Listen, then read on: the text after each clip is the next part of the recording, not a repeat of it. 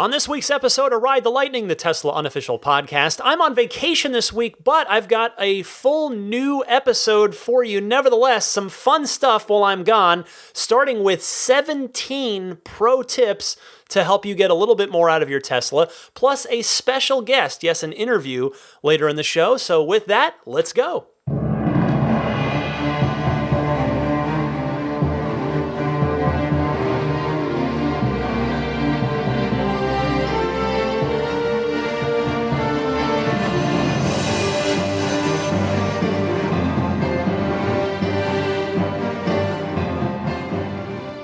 What's happening, friends? I'm Ryan McCaffrey with you for episode 210 of Ride the Lightning, the Tesla unofficial podcast. This one for August 11th, 2019. And as Daisy the Boxer Puppy snoozes to my left, I am here to say hello, to welcome you to episode 210. Well, what's interesting about this episode is that I've recorded it before I've done episode 209 because as it's worked out, I am on vacation this week. We've got a family trip, our last planned one of the year. So I thank you in advance for allowing me to take some time off. But as you guys know, I don't just want to leave you with no show. That doesn't feel right to me. So I want to get you something. And, I've got this time, unlike the last time I took vacation, this one, I've got all new content for you. So while I apologize that it's not the new news, it's not the fresh Tesla news of the week, I'm not able to do that, but I hope you enjoy it anyway because I've got a couple of big segments for you. So the show is really two parts. So the first 30 or so minutes of the show, it's basically just two halves. So the first half of the show is all of the extra pro tips that you guys have called in and sent in. So if you've called in with one and been disappointed every week, like, man, when is Ryan going to play my tip? Well, this is your week. This is your time to shine, I assure you. So the vault is getting emptied. They're all coming out now. So I thought this would be a fun, because people seem to like the feedback I get on the pro tips segment is people do seem to like it. And I keep getting more calls for it, more pro tips coming in, which is great. So I figure, well, I'm on vacation. I want to get you something new. 17 pro tips is what I've got for you. And then following that, an interview with a gentleman by the name of Mike Falcone. And Mike, as you'll hear, he is a key part of how I fell in love with Tesla to begin with. He was a client advisor. He sold Tesla Roadsters at the original Menlo Park showroom long before Tesla had the Tesla factory, long before they had stores and service centers all over the country and all over the world, when it was basically just one location in Menlo Park, California, to buy a Tesla, and it was the Tesla Roadster, the original Roadster.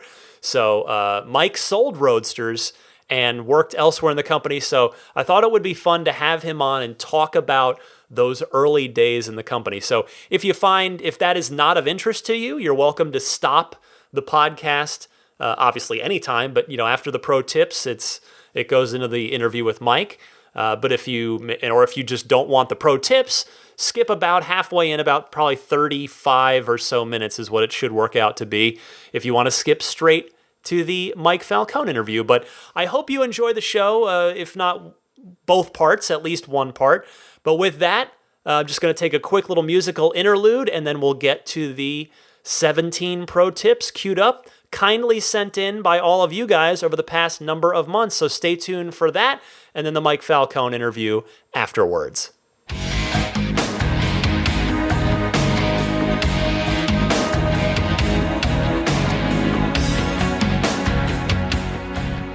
Okay, let's get started with the pro tips. I have amassed quite a cache of these. Thanks to you guys for continuing to call in with these each and every week. When this segment started, however many months ago it was, I thought, okay, well, we'll just see how this goes. And it just kind of got bigger, which was great. But it got to the point where I couldn't get to them all every week. And then the backlog kept growing and growing. But this seems like now a good opportunity while I'm away to play them all for you so you can get some good value out of the show despite me not covering the news for a week. So we'll blast through all these, and then we'll go from there. Let's start with Joe in Seattle with a tip about tires. Ryan McCaffrey, it is Joe Edgel in Seattle, and I have your pro tip of the day, and this one involves something that I know is near and dear to your heart, tires.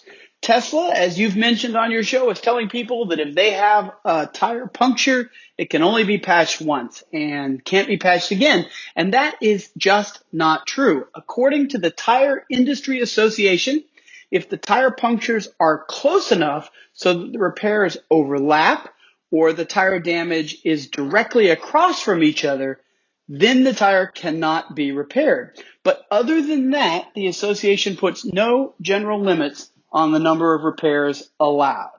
I would also note that when I got my first Model S in 2015, Tesla wouldn't repair a tire at all. So I guess the one repair rule is progress. But if you have a second puncture, don't get it repaired at Tesla. Call around and find a place that will do a second patch because those shops do exist.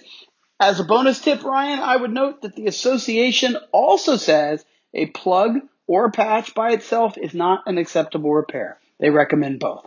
Keep up the great work, Ryan, and thanks for the show. Joe, thank you for that. I appreciate it. I'm going to keep that in mind moving forward, though.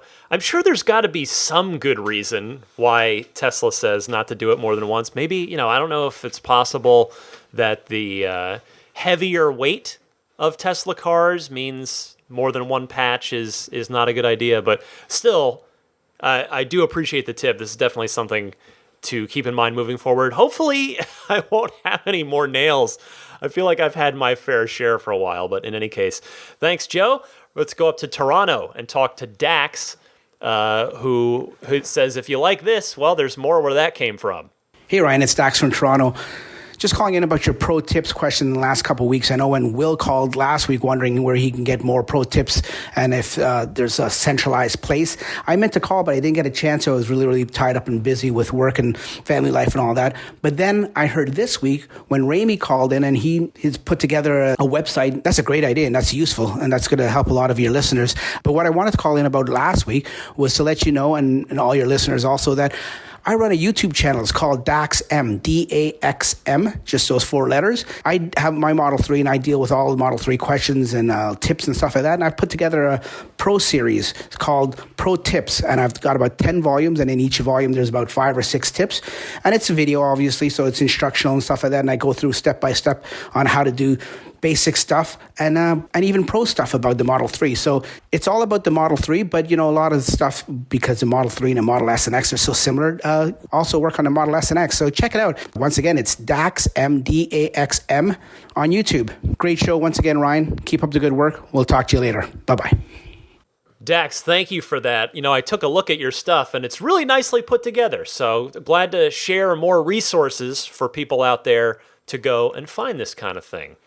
Next up, Henrik from Quebec has a particularly relevant tip, particularly once the winter rolls around again for those of you in winter climates. Henrik, you're on the air. Hi, Ryan. This is Henrik. I'm calling from Quebec. This is for a pro tip, and it's my way to give a positive spin to a rather disturbing problem that I am experiencing with my Model 3, which is severe sandblasting of the rocker panels. I discovered it myself after 25,000 kilometers driven, 6 months into ownership after a harsh winter.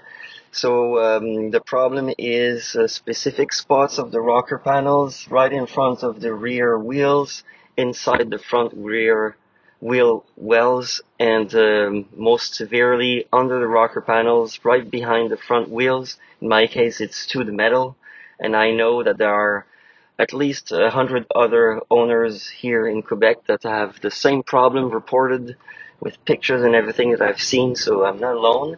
And the pro tip is install mud guards on your car as soon as you get it. If you already own your car, check it out in those spots and install mud guards to prevent the problem from expanding. I am certain this will show up on every car sooner or later, depending on the road conditions. So, and I'd also like to prevent Tesla from accumulating too much of a liability on each car it sells. What annoys me is that the response from Tesla is not coherent from one owner to the other, as some are being officially turned around after reporting their issue to their service center, while others are getting their car repaired under warranty. So it seems that Tesla is not acknowledging the problem globally yet. So here we go. I hope this helps. Love the show. Take care. Bye. Henrik, I'm so sorry to hear of this problem. The pictures you sent me were very, very telling on this. Thanks so much for warning others in climates like yours, and I hope the repair went well. Obviously, you sent in this call months ago at this point. And I wonder, I did hear about this a little bit back in the wintertime, and I haven't heard anything about it since. I don't know if we just escaped the season, so it's not a thing right now, or if Tesla has addressed the problem or what. So, Henrik, I would be curious to hear back from you, maybe later this next winter, in another 6 months or so, to see how things are going with the car. But in any case, appreciate that call. Let's go out to Los Angeles, talk to Joey with a sun visor tip. Go ahead, Joey. Joey from LA again, got a pro tip. You can use the sun visor to actually block the sun when it is shining through the glass roof. Turned out to be kind of handy sometimes. Also, one other thing about the visor, it extends out. A lot of people don't realize that you can pull it out a little bit further when it's on the side. All right? This is an excellent tip, Joey, because I have to admit something to you. I haven't even tried extending it out until I heard your call. So that is new information for me. Much appreciated.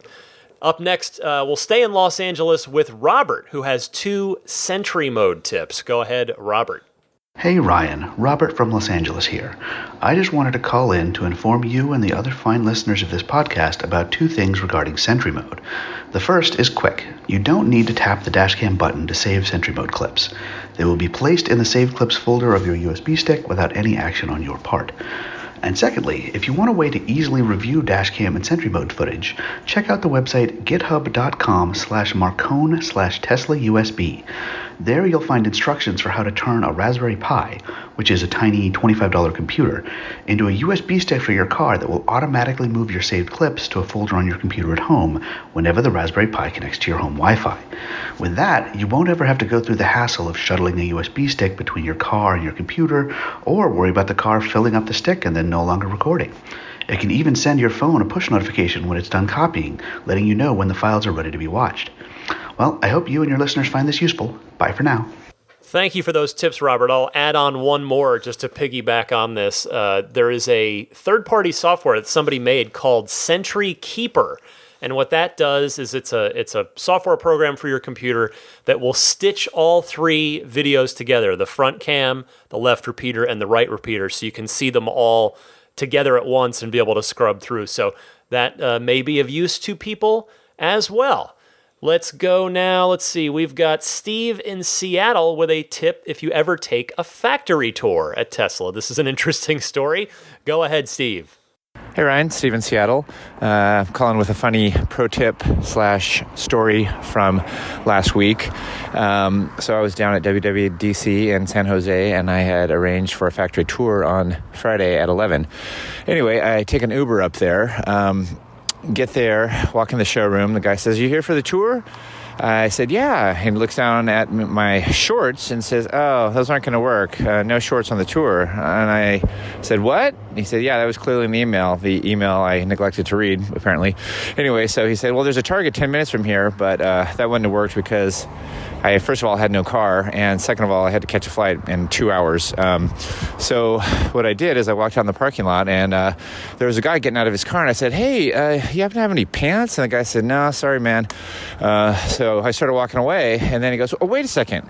And he goes to his trunk, pulls out a pair of rain pants that he had in his truck there, in his car. They were like the green fluorescent rain pants.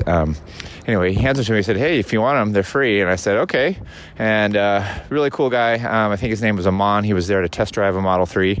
Anyway, I put on the rain pants, walked back in the showroom, and the guy gave me a thumbs up, and everybody thought it was a pretty funny story.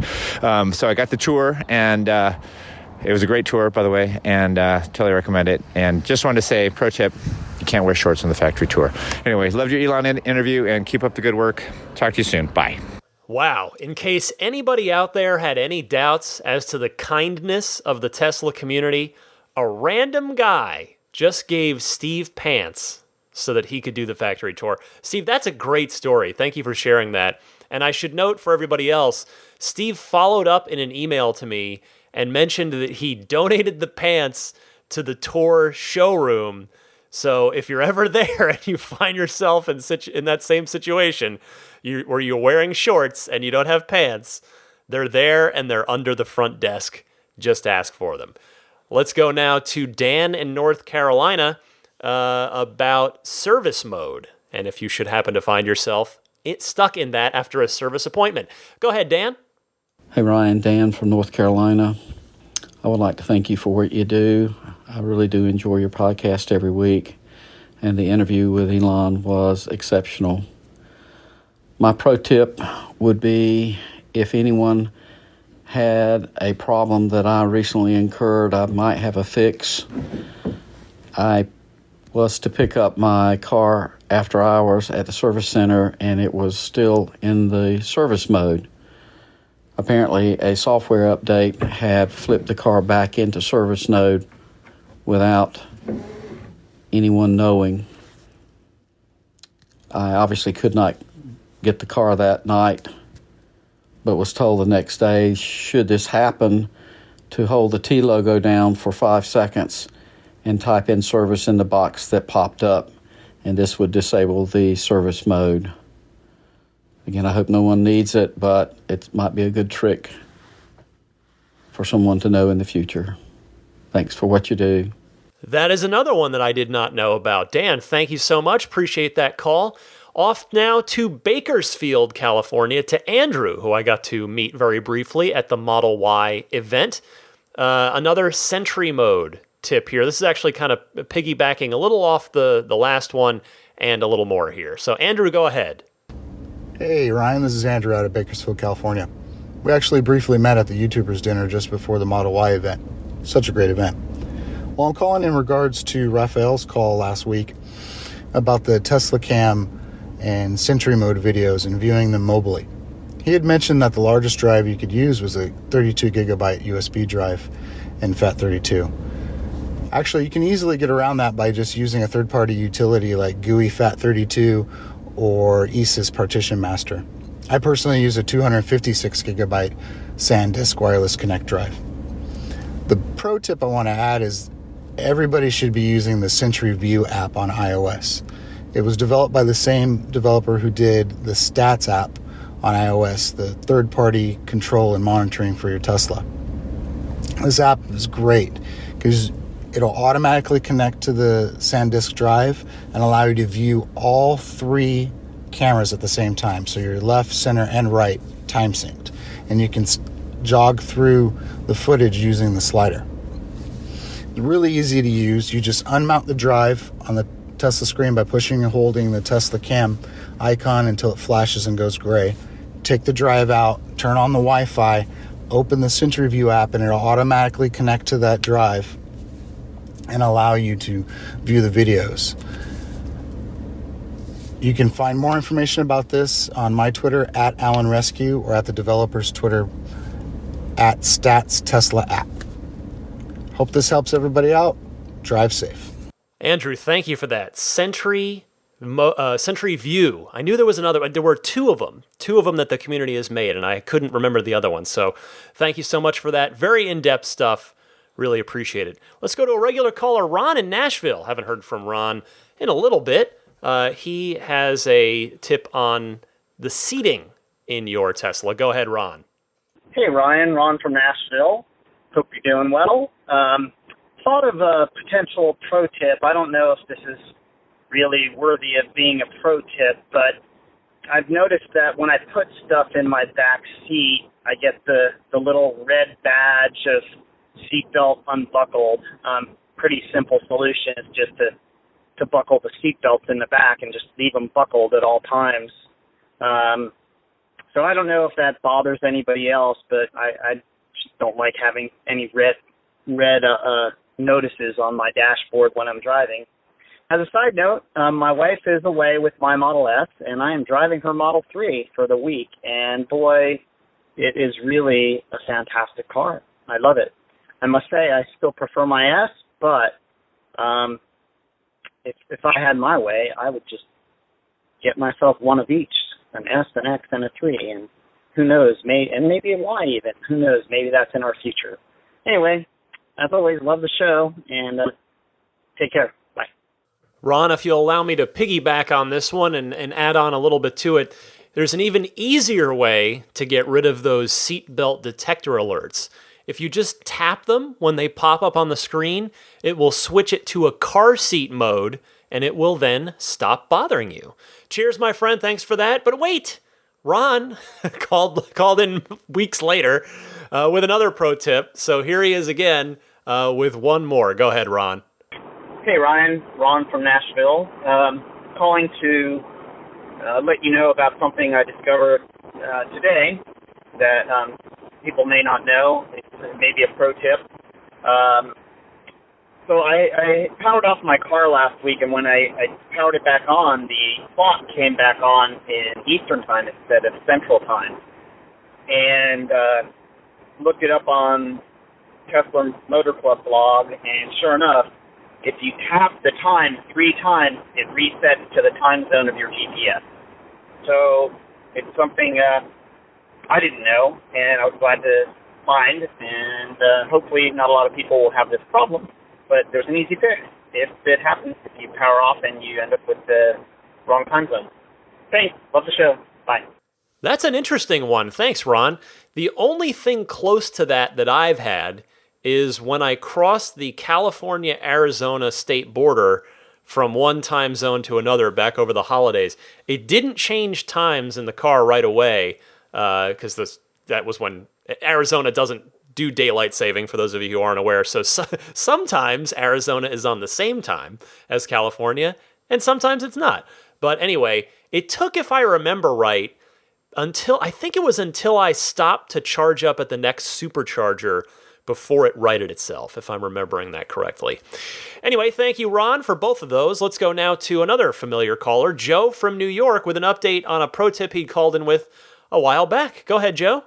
Hey, Ryan. It's Joe from New York. Good to speak to you again. I wanted to give you an update on a pro tip that I had left a couple months ago. I don't know if I was simply missing it or perhaps what I think is a software update. So I had spoken about resetting the computer while you were driving and how it affects your turn signals and braking indications. Well, now I have found that when you do brake and when you do use your turn signals, while you don't hear anything or see anything inside the car because the computer is rebooting, the signals are actually working outside of the car at this point. So I'm going to go with it that it was a software update because I think I really checked it out before I told you that in the first place. So kudos to Tesla for that. Take care.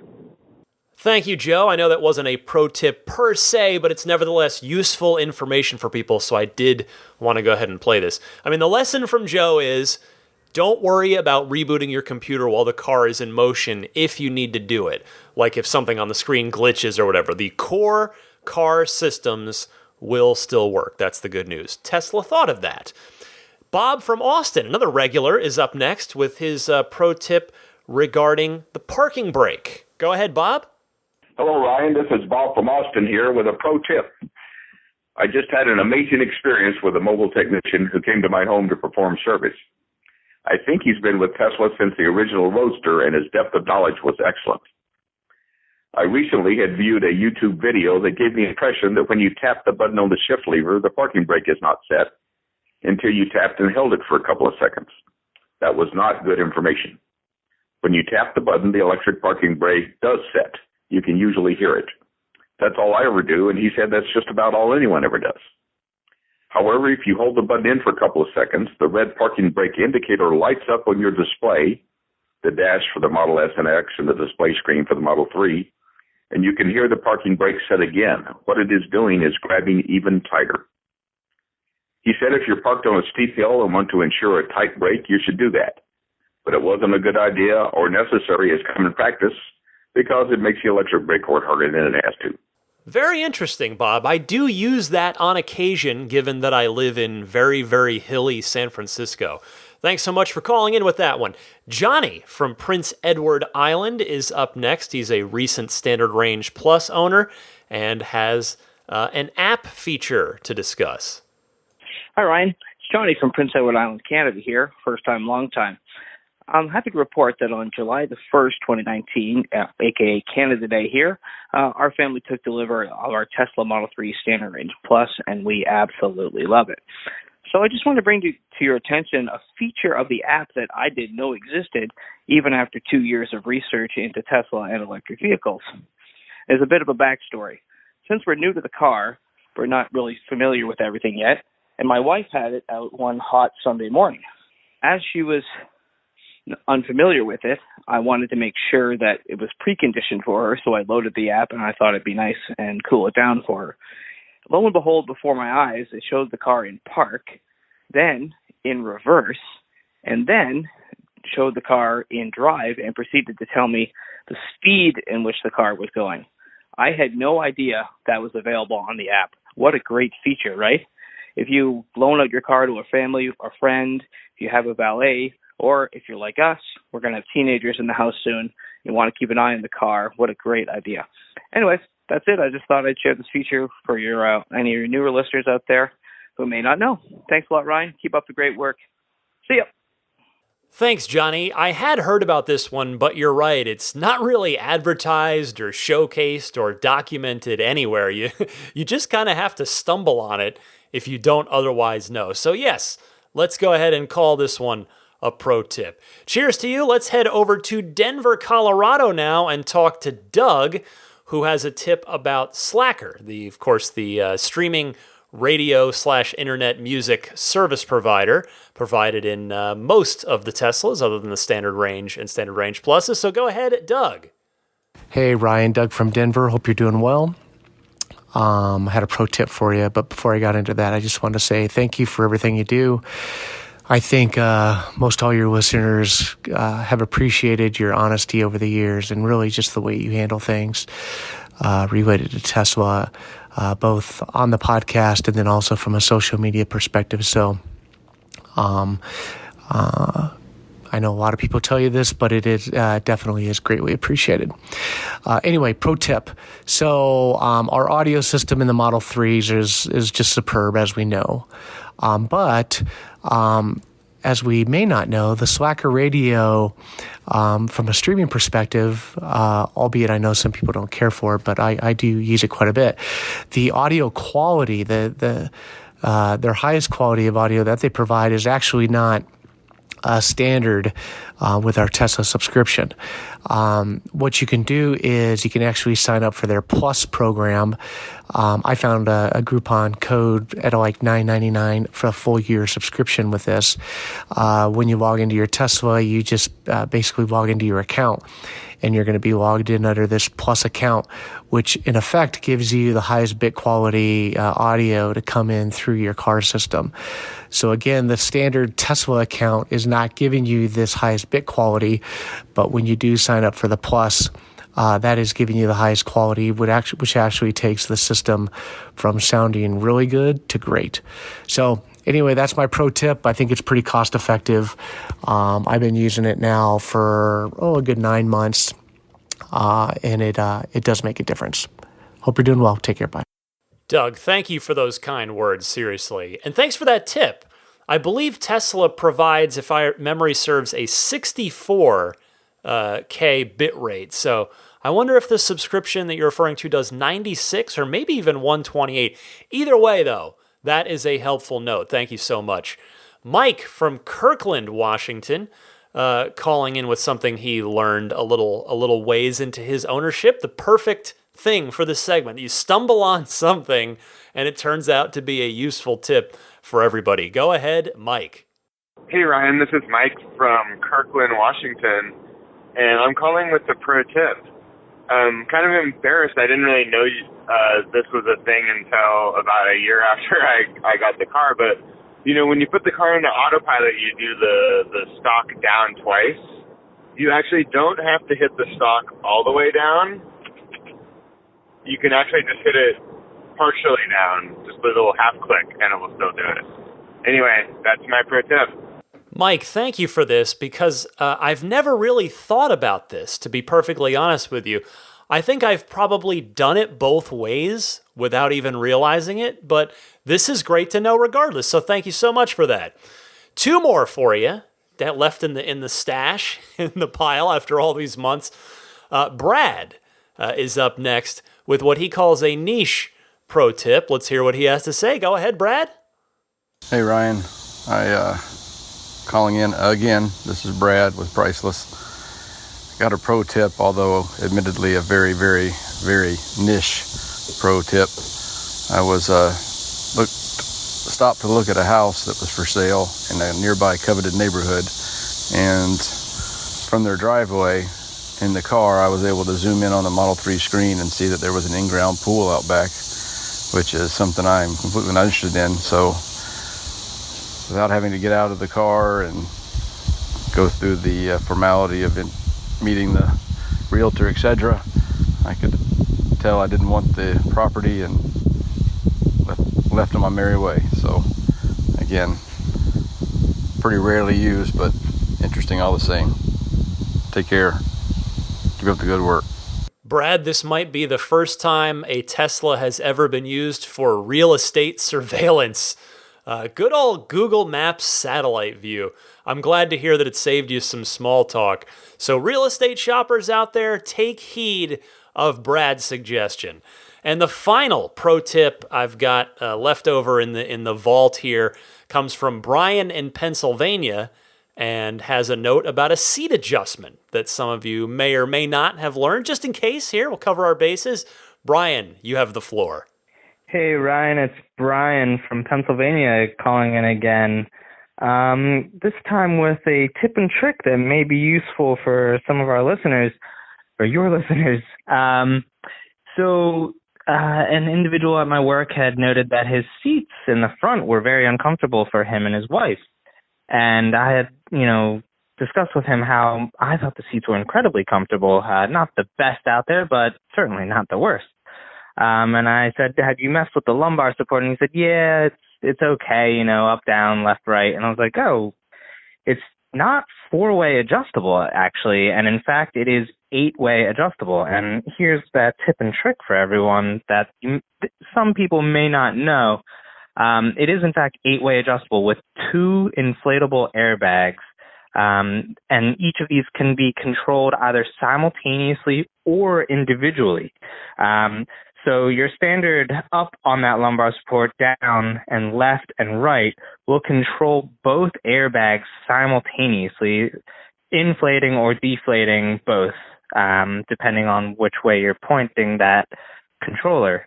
But the spaces in between those angles, like the Midwest, Southwest type adjustments, Southwest, Northwest, those types of things. So there's 4 additional spots in between. Those will actually control the lumbar support individually. The 2 bottom ones will control the lower airbag, and the 2 upper ones will control the upper airbag. There's actually a video on YouTube that's very useful. If people want to search for it, all you have to type in on YouTube is Tesla Model 3 lumbar, and you should be able to find it. It's a guy with, he's bald, and he's able to really help you out. Just say it straight up. This is how you do it. He does it for you in real time in the video. But yeah, I figured I'd share that. That really helped the individual in my office find some comfort, or at least I hope it does. I'm not sure how that turned out for him just yet. I'll see him next week. But yeah, I really hope that can help everyone else. So thanks for all you do again, Ryan. Bye.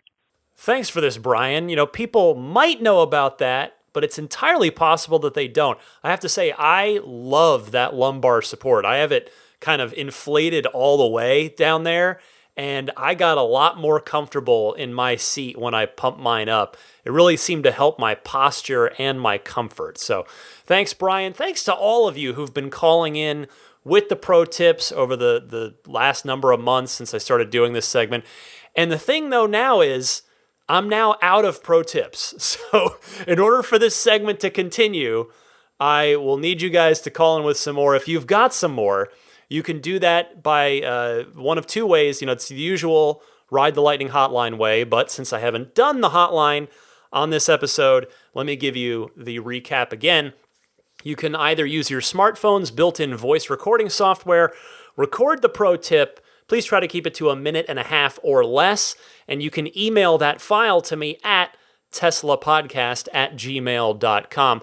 Alternatively, you can call and leave a message anytime, day or night, on the Ride the Lightning hotline. It's a toll-free number, and to get to it, just dial up 1-888-989-8752. That's 1-888-989-TSLA.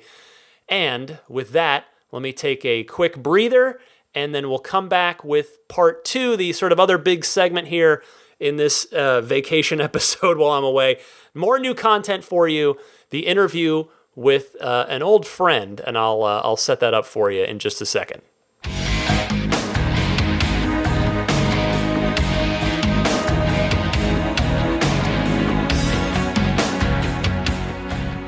I'm welcoming a very special guest this week, Mike Falcone. Now, you may not know his name, but Mike is very significant to me because, Mike, you're a key part of my Tesla origin story. And while that may not be necessarily of interest to my audience, you were a Tesla employee in the early days. What window specifically? Yes, that was the beginning of 2009 until a little over a year later. I think it was like 14 months. So I don't know, call it February 2009 to March or April 2010, something along those lines. I'm sure I've got it written down somewhere. So what do you mean people don't know who I am? I'm totally famous in my own mind. Well, it's fair enough. But really what's interesting to me is, and what I think I just need to contextualize for some of my listeners maybe is, again, when you go back to your window of time with Tesla, there was no Tesla factory. There was no Model S. It was a rolling mule mock-up one of which sat in your showroom in Menlo Park.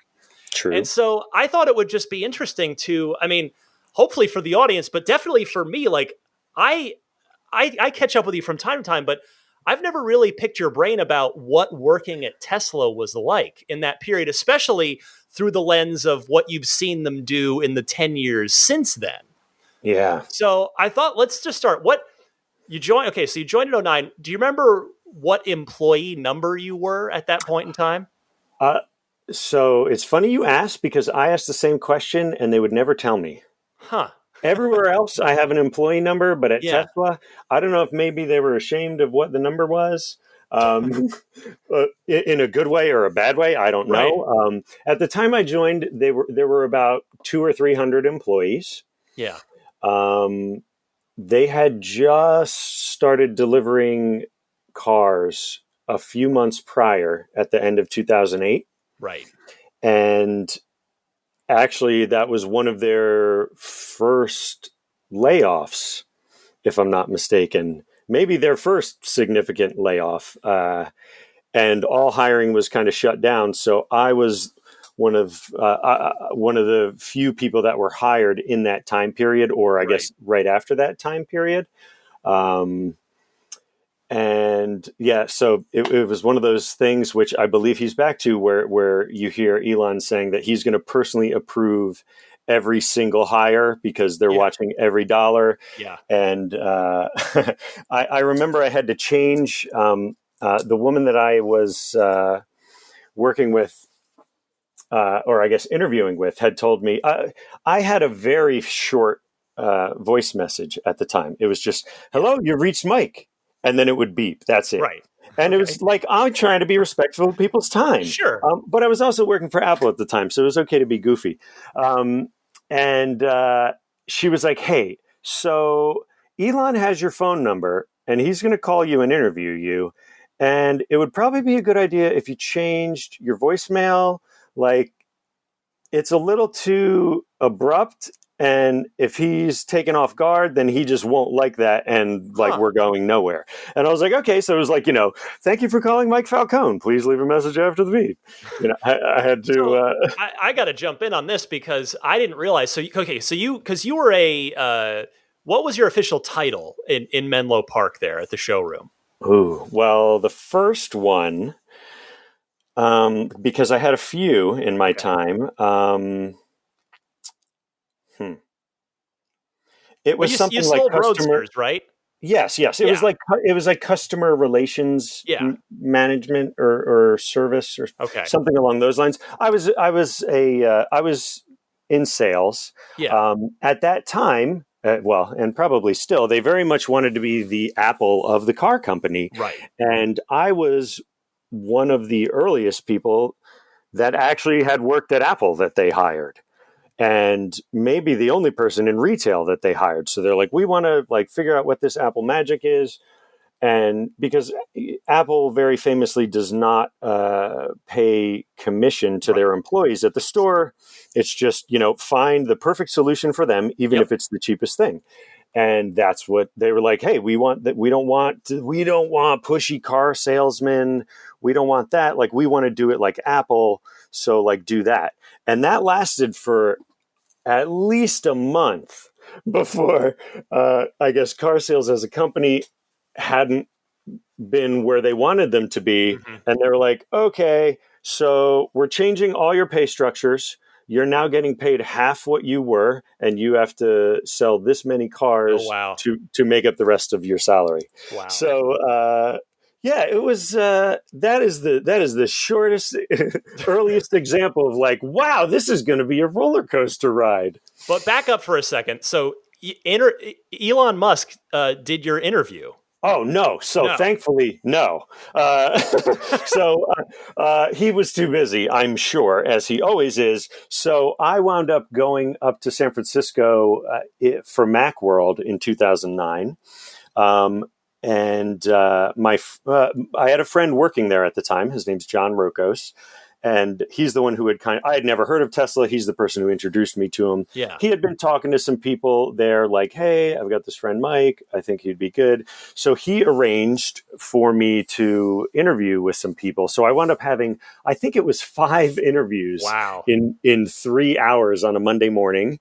And then later that week, they called and offered me a job. And I was relocating from San Diego to San Francisco. And so, all right. So you start and you're obviously learning everything you can about the Tesla Roadster, which is Tesla's one and only vehicle at the time. What was your what do you remember about the first time you took the Roadster out for a drive? Because my first time driving it was with you, and I've told that story on episode 1 of the show. So I'm kind of curious when you first drove it, particularly in the context of someone whose job is going to be to sell the cars. What did you think of it? Oh, I mean, I was completely blown away. And not just because it's an electric car, because I'm already a car geek. I have a 1969 Pontiac GTO, so it's a John DeLorean made vehicle, my friend. Yes. So I already had some I guess muscle car experience. Yeah. Not that the Roadster would be considered a muscle car, but I understood what good acceleration was like. And of course the Roadster just blew that out of the water. I was like, this is just unbelievable. And, my first time I rode as a passenger, just like you. Yeah. And somebody gave me the rundown. And then, when it was my turn to get behind the wheel, it was just, I know that you've talked so much about the unbelievable performance of a Tesla, and there are just no words. It was on test drives when people would just freak out, which it was such a fun job. Just put somebody in the passenger seat and go take them for a ride, and they're freaking out the second you hit the accelerator. it never got old. And I'd just be like, yeah, I feel like we're conditioned at this point to handle about 2 seconds of acceleration, because even in an automatic, there's like a little hesitation while it's trying to find the next gear. Yeah. And when you accelerate for 2 straight seconds, right at the point where your body is about to be like, okay, this is like really something going on here, instead of a hesitation, you continue accelerating through that. It's like a roller coaster. Exactly. It's just like totally linear acceleration. There's nothing else like electric car acceleration. So totally yeah, bonkers. Because I had the same. I remember. All right, so I've told the story on episode 1, but we did the DeLorean Club event that I somehow got in contact with you, and I believe it was you and Dan. I can't remember Dan's last name at the moment. You probably will. But, I do. Dan Migan. That's it. Yes. And you guys were so nice. You had our DeLorean Club out because you showed us the back building where the final assembly happened, where the gliders from Lotus would get mated to the battery packs and the PEMs, and then I wrote you guys back to thank you the next day because we had this great event. We had 17 DeLoreans turn up, which was more than we'd ever had at an event. And to your eternal credit, in fact, one might say that you are the reason that this podcast exists right now, because you said, you said you want to come take a drive. And well, I'm sure not going to turn that down. And I just remember, obviously being so excited, and I show up and you hand me the key and we get in and we head out up Sand Hill Road towards 280. And I remember the Cloverleaf on-ramp to get onto 280 heading south. And like, I'm driving the car through the, and you were like, get on it. Look, come on, let's go, hit it. Like you were egging me on, and I'm like, this is in my head. I'm like, this is $110,000 car. I don't know if I should be doing this, but you were just like, you could not have been more fun. And I just like,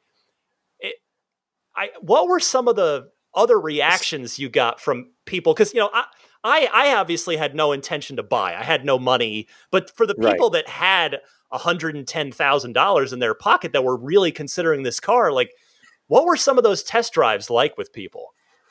Well, so I'm happy that you talk about the fun, even though it's obvious. It's still good to hear because, it was always fun for me, and I definitely tried to. I recognized that I was in a temporary moment in time, and there's no way this was going to last, because at that time Tesla was very small, and because of my location, there was always another car coming through. And so all the test drive cars, even for other stores, started at the Menlo Park location, because that's where final assembly was. Yeah. So I, under the context of being able to speak knowledgeably about my product that I'm selling, could take a car out. I could take a car home every night of the week. Wow. And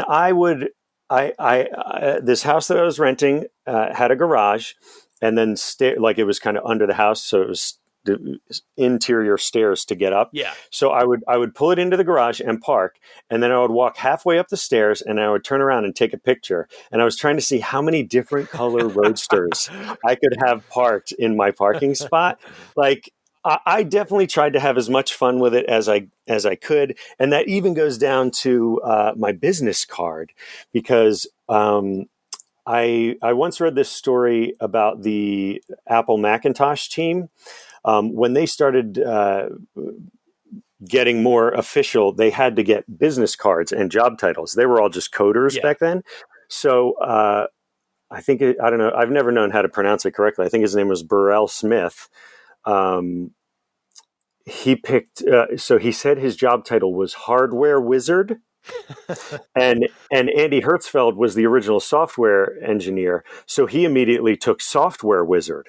And I was like, okay, so I can't be Sales Wizard, because that'll just be too confusing. So when I ran out of my first batch of business cards, I sent a message to the woman saying, hey, I'm out of business cards, but I need 2 sets. I need my normal first set. Client advisor. Yeah, that's what my first job title was, client advisor. And I was like, but I need a second set. And for job title, I need you to put sales guy extraordinaire.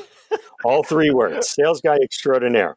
And those are the ones that I wound up giving out, with all the people who would walk in. Yeah. And everybody laughed at it. And it actually sold cars. Wow. Because they're like, oh, wow, sales guy extraordinaire, you must be really good at what you do. And I'm like, well, I mean, I try not to brag. And they're like, all right, so I suppose you're going to tell us about all these different options.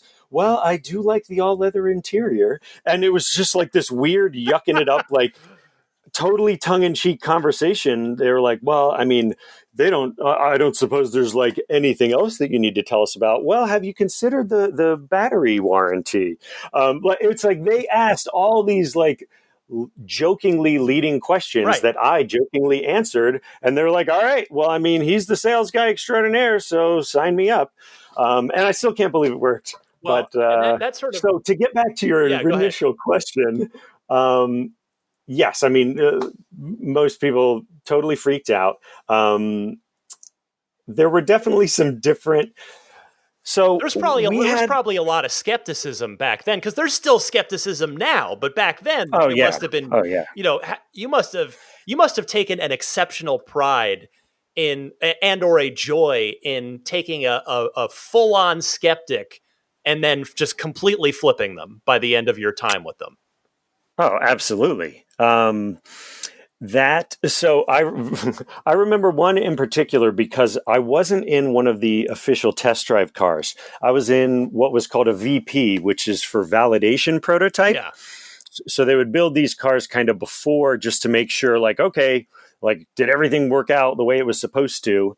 And that car lived a hard life and always had like random things being tried out on it. And I remember I've got this prospect in the passenger seat, and I pull out on the road and I floor it, and the head unit, the radio, the head unit starts backing out of the dashboard, and I just reached, like, it was probably like 4 or 5 inches out, like too much farther, and it would have fallen out of the dashboard. And I just like tried to calmly reach over and push it back in. I'm like, how's that for acceleration? Like so fast that we can't keep the radio screwed down. I was like, oh my God, we're never using that car for test drives again, guys. That, like, somebody needs to put some screws in that. But all the other ones, it was just pure delight and a lot of fun. And that's, sort of, it brings me to my next question for you, which is like, and I've talked about this on the podcast before too, about sort of the spirit of Tesla, particularly in those days where, like, if I had ever somehow set up a DeLorean Club event with Ferrari for whatever reason, which probably wouldn't have happened because they didn't have anything in common, really, the way. Come on, mid-engine. No, you got this. Come on. DeLoreans were rear-engine, Mike, but but anyway, you could lie to the Ferrari guy. But like, if I said I'd like to take a test drive, I would have been literally laughed. Probably. I guess I can't speak for sure because I've never tried it, but odds are I would have been laughed out of Ferrari, or at least before, especially if they had done a credit check on me at the time. But whereas Tesla, my point is, Tesla seemed to have this spirit of, it's like you guys knew that if people just experienced the car, they would instantly get it. And so I feel like, at least I definitely, in my experience, I was handed the keys to Roadsters on multiple occasions for various things that I was doing. And I won't bore you with them now, but Tesla seemed to really have a very like just open door policy of, oh, you want to check this out? Let's go ahead. Well, there was definitely a time when we were actually targeting test drives because for exactly what you're talking about. Like, there's going to be skeptics, but like, we just need to get people in the car and then they're going to believe. And we were someone was trying to do math like, oh, if every 20 test drives we sell one, that just means we need to try and do like 100 test drives a day or, or a week. And really, as a sales strategy, it wasn't it was one person in particular that was driving that initiative, and my ultimate commentary on it was that it was backwards, because what would happen is somebody would take it for a test drive, absolutely love it, and then they'd be like, oh, but like, where am I going to charge this? And like, does it really make any sense? And then like the skepticism would sit in. Yeah, they talk themselves out of it. Yes, and the way that actually made more sense was, okay, you're interested in a car. We don't have to worry about a test drive yet, because you're going to love it. Like, have you looked into what kind of power you have? Let's see if we can get an electrician to stop by to make sure everything's good on that front. So if you could get somebody to understand all the things that it's going to mean to be an electric car owner first, then the test drive wound up pushing them over the edge. Sure, that makes so it's like, if you could, so if you could bring up all that stuff ahead of time, that is after you drive it, it's like, oh my God, yes, I don't care. It's like, yeah. How many? And actually, I think I actually know the precursor to the DeLorean event. There was a video game release that had a Tesla character in it. Forza Motorsport 4, I believe it was. There you go. So that was hosted at the Menlo Park. So the way I remember it, that was actually maybe the first time that I met you. Oh no, you know, it was Dark Void. It was this game by because they were giving away a Roadster as part of their marketing campaign. Yes, Dark Void, and then it was like, I don't know if you had driven your DeLorean, but somehow I think I did. Yeah, I'm sure I showed up in it. So then it was, hey, can we have a DeLorean event? So I think that was the chicken and the egg. How many Roadsters did you sell? How many are you responsible for on the road right now? Do you remember? Oh man, I should really have an answer for that. I know that it's. I had figured it out to be. Once I got to like $1 million, I was like, okay, there's more than $1 million. I mean, would only be 10. Still. But I know I'm not sure how many more than that it was. But because I actually only wound up doing sales for the first several months, and then they switched me to customer service because we had. Like everything at Tesla, it's still a very reactionary company. One of the all-time greatest quotes from one of my bosses there, I guess I'm fine with, I guess first names are okay, Doreen. She said, we're like 6-year-olds playing soccer. Everybody follows the ball. Nobody stays in position.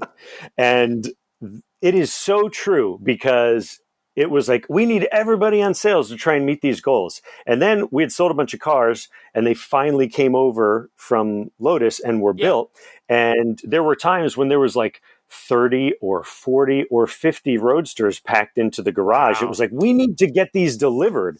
We need everybody to switch to deliveries. So I got switched to customer service and had to arrange for all these people that had been waiting for 5 years. Yeah. And that was like a ton of fun, because I got to meet all these really interesting people that had a lot of disposable income at a time that was, I mean, it was 2009, like the financial crisis. Yeah, it had just happened. So to be able to buy that kind of car during that time period, and, brief aside, for all the people, to all these shorters, to all the people that are like, Tesla's going to go out of business, to all the haters, I just need to jump in and be like, if Tesla made it through creating a car company in the worst financial market since the Great Depression, then like, what are you guys talking about? There's like, how many Teslas are on the road now? Is it tens of thousands, hundreds of thousands? Over 500,000 now. Right. So hundreds of thousands of cars out there. Like, shut up with they're going to go out of business every day. Okay. Sorry. End rant. But yeah, no, I remember when you gave us the tour of the final assembly building, there was a whiteboard with customer names and VINs and the sort of status. And like there was this long list of people that you were, having to finish and get cars to. It was crazy.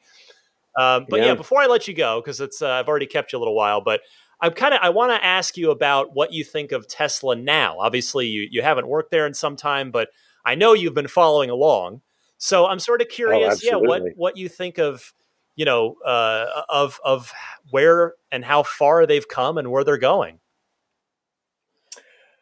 So I'm still 100% a Tesla fan. And it actually goes back to what I was thinking back then, because I left Apple arguably during that time, like this is like a year and a half after they launched the iPhone. There's nowhere to go but up. Like, it was the most stable company in the universe for the craziest company in the universe. And all during those times where I had these like twinges of like job insecurity, from the viewpoint of like, God, I hope we don't go out of business next month. It wasn't like, oh, I hope I don't like do something wrong and get fired. It was like, I hope we stay in business. And what I told myself the whole time was, the car is just too good. The technology is too good. There's no way, even if they ultimately failed, this is me telling myself this 10 years ago, Right. Even if they failed, somebody's going to buy them. Daimler's going to buy, like this technology is too good. It's going to be put to use by somebody else. So like, there's no way that it's just going to disappear off the planet. So these days, I mean, it's just so much fun. I have multiple family members that own Teslas now. And I remember when I got behind the wheel of one of them had gotten a Model S, a fairly early number Model S. And I had this crazy, like, I was like, this is like, I had this emotional moment. I was like, this is the real thing, because I had actually driven the Model S prototype during the launch event. Oh, wow. And which, I mean, everything along the way, I know everybody has insecurities and everybody feels like, am I like just making this up? Like, am I just a big phony? And I'm no different. I go through that too. And I'm like, did they really just say they want me to drive people around in the one of a kind Model S prototype? Like, what if I mess this thing up? And all of a sudden, fast forward all these years later, and I was behind the real thing. And I was just like, oh my God, full circle. We did it. They did it. It's real. Like, this is the real thing. And it was just this unbelievable goosebumps moment. Like, I can't believe I'm driving this real thing. And he had put a deposit down when I was an employee, just because he was trying to, support his family member. And I'm like, this is the real thing. So when I look at it now, it has converted some of the last people that I ever would have imagined. I have family members that are like, they were Chevy driving, like oil leaking American car drivers that now have 2 Teslas in the family, have solar panels on their roof, and 2 Tesla walls. Or 2 Tesla power walls, to power everything. And 12 years ago, there's no way in a million years that ever would have happened. So, I in so many ways, I'm sure things are completely different, and yet, are they really that different? Didn't Elon at the beginning of the year say like, we're going to close all retail stores? I'm like, okay. Yeah, they're still the same company. So, I mean, they're definitely the newest car company compared to all the other American auto manufacturers. So, they're still relatively young. They're learning. It's the startup spirit remains alive. But yeah, I mean, I worked at Apple when Steve Jobs was there, and remember walking past him on the way into One Infinite Loop, the corporate headquarters. And I'm like, oh my God, that was Steve Jobs. And Elon was very much the same thing. It was like, you just kind of wanted to stare, but you, as an employee, you were also terrified. It was like, oh God, I hope he doesn't ask me a question, because if I don't have the answer, I'm going to get fired. So, he's done amazing things. I'm happy to see how much fun much more fun he seems to be having these days. I support in the ways that I can. I am an owner of not a flamethrower, and follow all these things. But really, I guess what it comes down to is I have to send him a tweet to see if I'm still eligible for a commission now that you are an official Tesla owner. If I can get a retroactive commission because I sold you. It took 10 years. It took 9 or 10 years. You're 100%. But I definitely sold You're you. 100% But really, I mean, the car sold you. So give credit where credit's due. That's true. All right. Before I let you go, Mike, I got to know. You sold the Roadster, the original vision, the original idea of making an electric car cool. What did you think when you saw the new Roadster unveiled? Oh my God.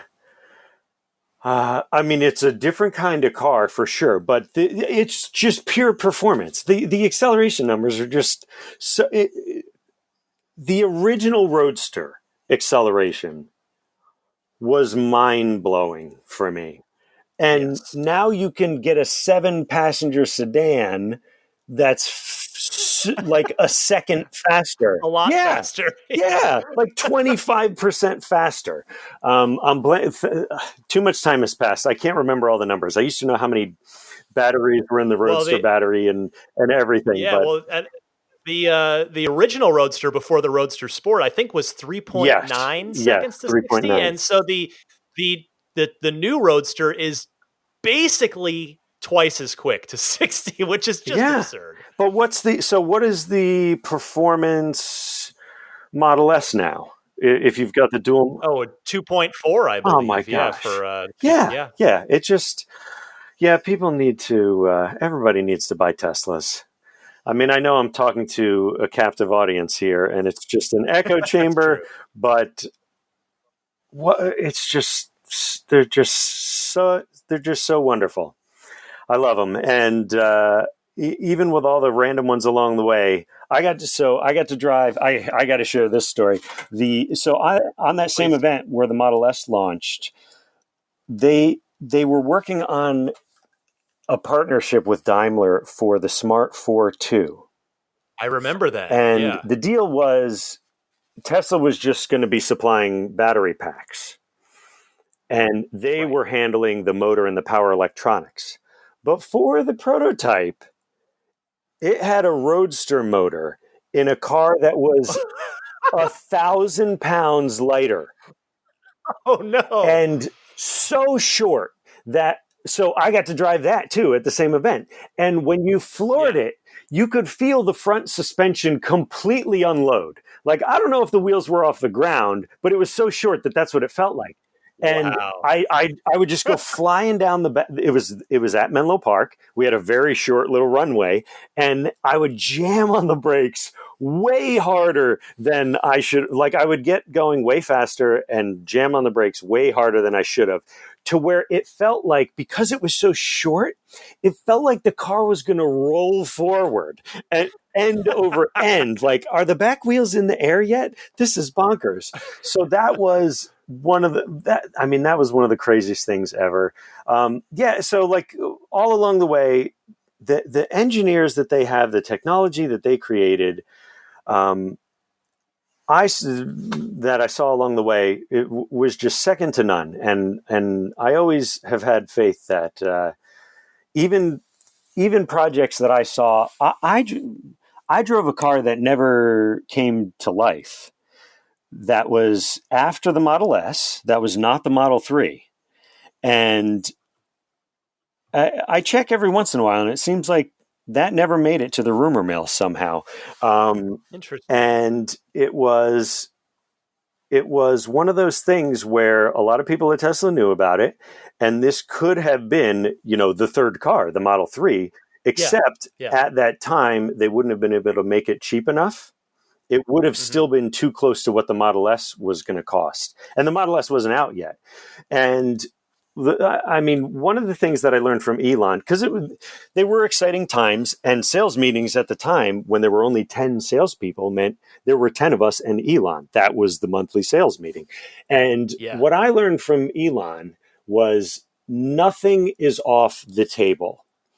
And what I mean by that is this is just a couple months onto the job, call it like March or April 2009.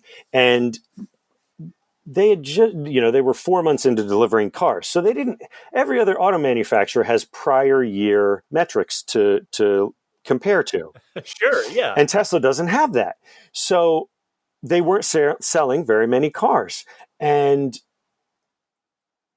if you think about it, okay, so people don't buy sports cars in the winter. People don't buy convertible sports cars in the winter. People don't buy convertible electric sports cars at all, let alone in the winter. So this is just like a natural sales cycle. But because they didn't know that, it was just, oh my God, we're making these and we're not going to be able to sell them.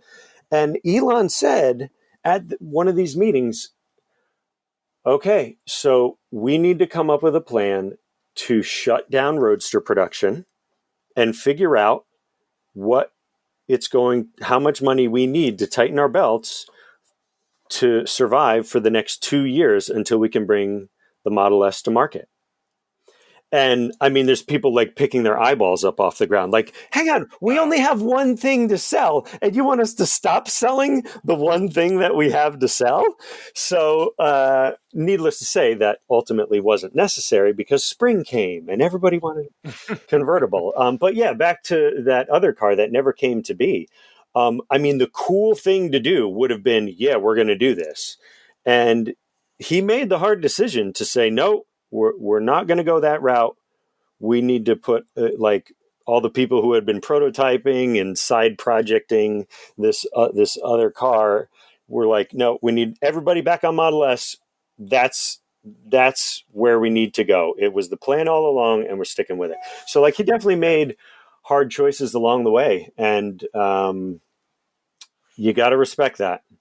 And I suppose you're gonna go all NDA on me on what that car was. I don't. Is it for your health and safety, or I don't know if ninjas will come find you. I mean, the guy makes not flamethrowers, so I don't know. That's just what we know. That's just what we know, Ryan. Yeah. What has he made that we don't know about?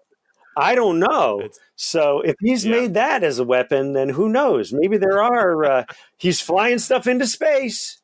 I'm not saying that there's. I got to stop. I can't feed the conspiracy theorists because they were getting me way back then. There was just. It was relentless. So no, I'll let you go here, Mike. I've kept you for a while, but Mike Falcone, employee number 200 or 300 ish. Yes. From Tesla Motors, back when they were officially known as Tesla Motors. Yes. And a man responsible for over $1 million worth of vehicle sales. And yeah, it's just I think it's just super fun hearing all of your stories and perspective from those days. So Mike, thank you so much. You're quite welcome. Thanks so much for having me on. And I'm just so happy that you're doing this because it's so much easier to just listen to Ryan summarize all of the latest happenings than have to read all the different rumor mill things. Like, you do a great job summarizing it. So keep up the good work. All right. Take care, Mike. Thank you. Thanks. You too.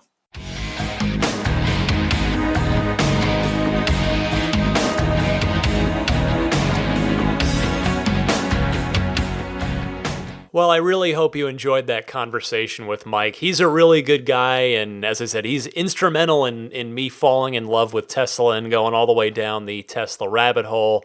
And yeah, I just thought his perspective would be really interesting to talk about. You know, he was there. You heard him say how he wasn't sure if they were going to survive to the next month back in those days, you know, before the Model S and all that. So thanks again to Mike for coming on and taking his time to chat with me, and I hope you all enjoyed that. And with that will wrap up episode 210. Before I go, of course, a few mentions. First of all, Immaculate Reflections. They will take good care of you and your car if you desire any detail work, be it ceramic coating, paint protection film, paint correction, any of that stuff. And they are continuing to run that $100 off offer for listeners of this podcast for any ceramic coating or paint protection film package, unless you're doing the entire car in paint protection film, in which case it's $250 off. You can learn more at Immaculate Reflections website, irdetailing.com. Meanwhile, you can find abstractocean.com is the home of all kinds of excellent Tesla accessories. Lighting kits is a big thing for them, as well as center console and armrest, the window switch area there. The wraps for those, if you want to change the look and or feel away from that shiny fingerprint and scratch-prone glossy piano black. So you've got those options and all that and more at abstractocean.com. 15% off of your first order by using the coupon code RTL Podcast, all one word. So thanks to Abstract Ocean for that.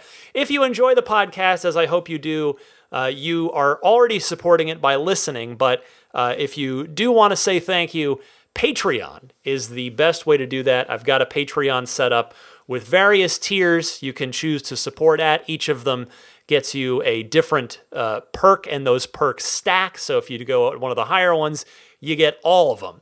So take a look for more information there at patreon.com/Tesla podcast. That's Patreon spelled Patreon. I'd be very grateful if you'd at least take a look at that Patreon page sometime. You can always email me, teslapodcast@gmail.com. Find me on Twitter and or Instagram at DMC_Ryan. If you are purchasing a Jada wireless charging mat, which I do personally recommend. Like I said, I bought the original and they upgraded me to the V2. And boy, the first one was good, other than the phone flying out of it on hard launches. But that is very fixed in the version 2 of the wireless charging pad that they sell now. It's just fantastic. You can even use and charge the phone in landscape orientation if you're a Waze user. So do check that out if you're interested. Sadly, I don't have a discount, as I always like to remind you, but there is another way you can say thank you for your support of the podcast by buying the Jada products through my link, my referral link, which is getjada.com/REF/8. That's Jada spelled JEDA. The other product being the USB hub with that cool little dummy door to hide your Sentry mode USB key in the unlikely but horrible event that anyone actually did break into your car and go looking to take the evidence, meaning the USB stick, with them. They are unlikely to find it thanks to the Jada USB hub. What else can I tell you? I think that about wraps it up, other than, of course, saying hello to the Patreon producers, which I'll do in a second. But before I do that, I just want to take a personal note to say thank you all very much for allowing me to take a week of some time off here with my family. I do put a lot of time into this podcast all year round. I make it a point of pride to never miss a week because, you know what, the second that I miss a week is the second maybe you decide, you know what, I'm going to go find something else to listen to, whether it's Tesla related or not. So, no, I really think it's important that if you enjoy a show, and I do my best to make this a show, that it's there for you on a predictable, regular schedule that just does not have interruptions. So, I've done my very best in these 4 years of doing this so far to never miss a week.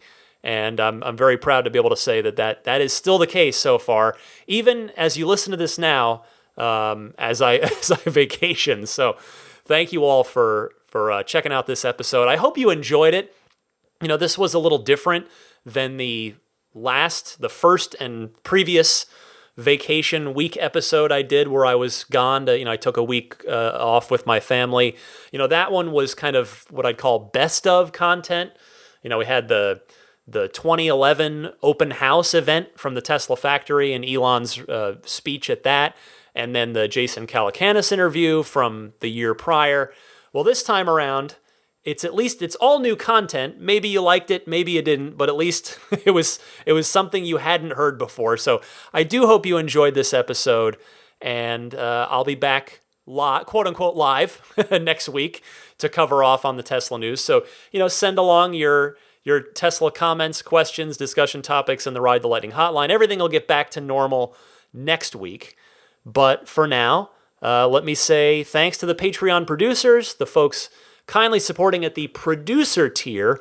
They are David Perella, Neil Weaver, Kaz Barnes, Charlie Gillespie, Aaron Appleby, Matthew Wright, John Cody, Chris Konesnik, Lambert Lee, Larry Lynch, Ron Lee, My Tesla Adventure, Rob Brewer, Tesla Owners Taiwan, Jeremy Harris, Daniel Grummer, Josh, Jeremy, Michael Waddle, Luxendary.com, Dory and Steve Guberman, Joel Sapp, Lyle Austin, Bill Royko, Brian Hope, Jerry and Mary Smith, Gabriel Salays, David Nondahl, Eric Randolph, Luke A., Ulrich Lassa, David Vakil, Rome Strack, Peter Chalet, Lawton from Chicago, Lars Hoffman, Marcus Mayenschein, Tim Hyde, Joe Edgel, Jason Chalukas, Robert Miracle, Michael Lester, Matthew Para, Logan Willis, Alexi Heft, Jonathan Wales, David Brander, George Cassiopo, Wolfgang Obergen, Pete White, and DJ Harbaugh. Thank you all very much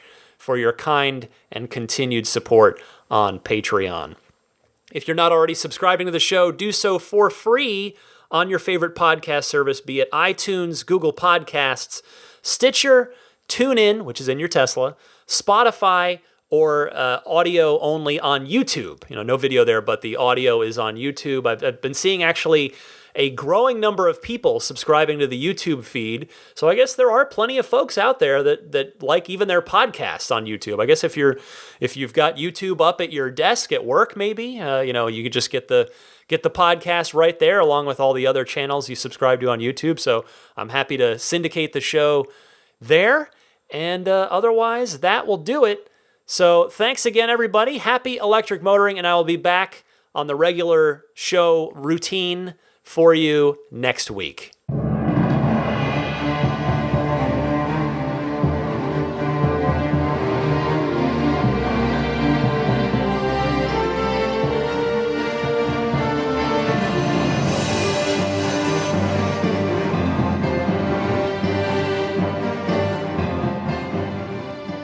I think a Tesla is the most fun thing you could possibly buy ever.